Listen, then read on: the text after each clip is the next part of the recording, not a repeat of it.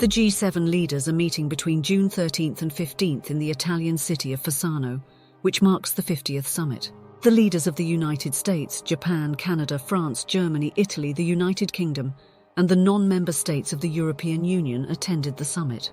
As anticipated, the meeting centers on the Ukraine war, exploring ways to assist Ukraine, impose further sanctions on Russia, and to a lesser degree tackle issues related to migration and climate change. The summit invited not only the president of Ukraine, but also a sizable number of leaders from the global south, including Argentina, Brazil, and India, to improve relations in an area that is heavily influenced by China and Russia. The summit, instead of a show of unity and strength, demonstrated that the world is more polarized, closer to conflict, and how limited the electorally fragile leaders of the G7 are to be decisive. The G7 countries consist of democratic nations with robust rule-based systems. As a result of democratic processes, occasionally, some of the participants are in a delicate political position or new leadership that takes the country in a different direction than the prior year when they attend the summit. This year is markedly different, as all countries except for Italy are experiencing some form of political pressure. Most importantly, President Joe Biden has a historically low approval rating going into the 2024 elections in November, and cannot afford to make bold decisions that could further erode his electoral popularity. French President Emmanuel Macron called snap elections in France after his party was severely beaten by his political rival Marine Le Pen's party. German Chancellor Olaf Scholz's ruling coalition was also badly beaten in the European elections, so he is also politically weakened. Japanese Prime Minister Fumio Kishida is historically unpopular after a fundraising scandal by his party, and calls for a snap election in the fall by his opposition. United Kingdom Prime Minister Rishi Sunak called for elections for July 4, 2024, and his party is expected to lose as well. Justin Trudeau, Canadian Prime Minister, is unpopular at home, and his ruling party is most likely to replace him as party head before the next elections in 2025. Italy's Prime Minister, Giorgia Meloni, a European conservative, is the exception, and is widely popular in her country but has only been Prime Minister for 2 years. European Commission President Ursula von der Leyen, who represents the EU at the G7 summit, is also in a delicate political position after the European Parliament elections, but as of now she's still viable because there is no other consensus candidate to replace her. Weak leaders are leading this year's G7 summit, and outside of Italy they could potentially lose their positions by the time of the 2024 G20 summit in Rio de Janeiro in November. This implies that the next summit in 2025 may reverse or significantly alter any agreements reached at this year's summit. With a largely embattled G7 leadership backdrop, the primary agenda item for the summit was to support Ukraine and punish Russia over the war. Japan signed a 10-year non-lethal aid agreement with Ukraine. The United States also signed a 10-year agreement with Ukraine that commits the US to providing weapons, including additional F-16s, ammunition, training, helping Ukraine grow its defense industry, and setting up intelligence sharing between the two nations. The agreement did not designate the level of support, but it did set expectations that the US president would work with Congress to establish the funding. The agreement also requires Ukraine to enact judicial and anti-corruption reforms as part of their commitments. Following the agreement's signing, President Biden clarified that US troops would not engage in combat in Ukraine, and he prohibited the use of US weapons for deep or offensive strikes into Russian territory, thereby establishing another red line. The agreement includes provisions for Ukraine to participate in joint military maneuvers with the US and its allies. This is most likely a consolation to Ukraine, as it is unlikely that Ukraine will be offered NATO membership at the NATO-Washington summit in July 2024.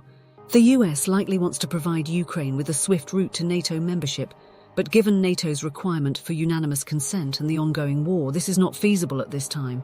The best alternative to NATO membership is an invitation to participate in maneuvers and other exercises. The problem with the agreement is that President Biden will not submit it to the US Senate as a treaty, so it is non-binding to the current or any future administration. The agreement is largely symbolic and has political leverage against any administration that attempts to exit or alter it. Furthermore, President Biden can evade scrutiny of the judicial and anti-corruption reform aspects of the agreement by not presenting it to the Senate, given his role as vice president in 2019 and his role in the firing of Viktor Shokin over US loan guarantee agreements. The G7 leaders also reached an agreement to support Ukraine by giving it a $50 billion loan. The loan is backed and most likely will be paid back by using the interest from $300 billion of Russian assets that were frozen by the West to punish Russia for invading Ukraine in 2022. The assets generate about $3 billion in interest each year. The EU opposed the US's original plan to seize the entire $300 billion for Ukraine as illegal, leading to a compromise where the interest was used while keeping the principal intact. This could hurt foreign investment, especially from the global south, as ventures can be subject to the political whims of the G7, which is a fact the Russia Foreign Ministry points out. This assumption could be seen as hyperbolic, but the West never seized interest in the frozen Iranian assets dating back to the 1970s, so there is some truth to the criticism. This is new territory for the G7, and Russia, as expected, threatened retaliation but did not elaborate.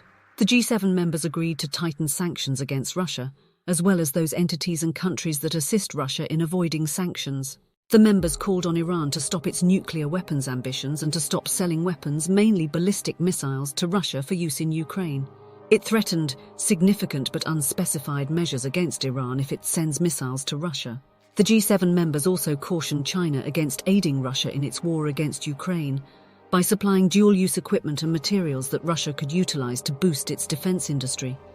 European leaders see China's support for Russia as a direct threat to European security, necessitating a more direct response to curtail this support.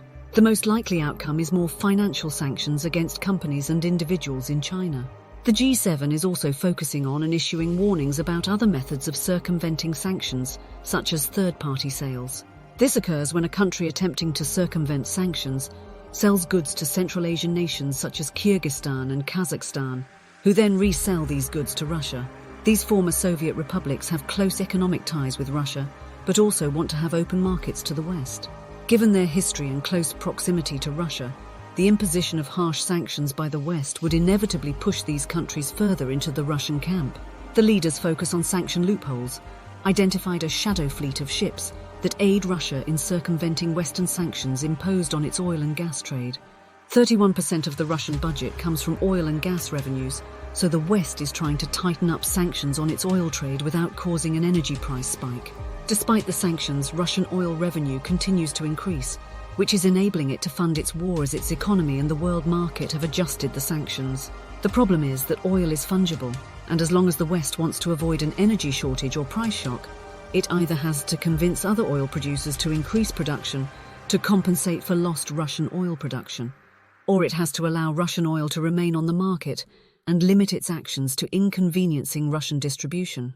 The West does not want price spikes, and it cannot convince oil producers to produce more oil, especially with strong green lobbies in the West.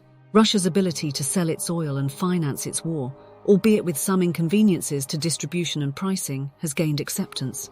The G7 is allocating time to invite world leaders from the global south to join in bilateral talks with the G7 leaders. With its emerging economies and the influence of BRICS, which are either non-aligned or aligned with China, Russia and India, in a loose formation that generally opposes a Western-centric global economic system, the global south is becoming increasingly relevant in global economic affairs. The result is that large parts of the world are largely ignoring or refusing to participate in global sanctions against Russia or outright supporting Russia. The G7 leaders are attempting to court countries like India, Brazil and Argentina to help weaken Russia and China by creating a bloc that is closer to those two countries than to the traditional West. This year's G7 meeting had a focused and relatively bold agenda for an organization that finds most of its leaders in weak positions at home.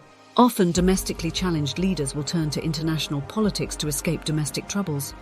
And this appears to be the case with this current set of leaders who go to Italy to escape their domestic issues. However, the G7 cannot completely escape their political realities, and their weak political positions mean they cannot afford to take any bold action that may cause domestic economic pain for their constituents and negatively impact their electoral popularity. This means that despite bold talk and grandiose statements, the leaders of the G7 are not in a position to take any additional serious action against either Russia for fear of price shocks in the energy market or the loss of Chinese markets and foreign investments. The meeting seemed more of an attempt to keep Ukraine in the war and create incremental pressure to force Russia to quit the war. Instead of offering incentives to attend peace talks, they are using pressure to force Russia to end the war. That part of the saga will play out in Switzerland during a peace conference this weekend.